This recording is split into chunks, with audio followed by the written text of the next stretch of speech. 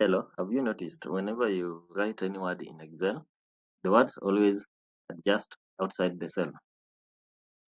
For instance, data entry, number, this word is overlapping outside the cell. So let me show you a trick that we'll use to automate this, because we will need to be adjusting all the time, which is time consuming. So instead of manually adjusting, I want to show you how you will automate this. Right click on the sheet down here, view code, change general to worksheet, then type cells, entire column, dot AutoFit, then close.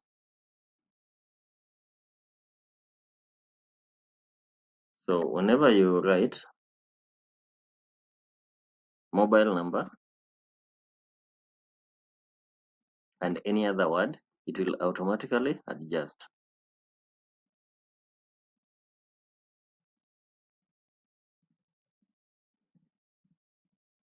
Yes, it's just that simple. Thank you.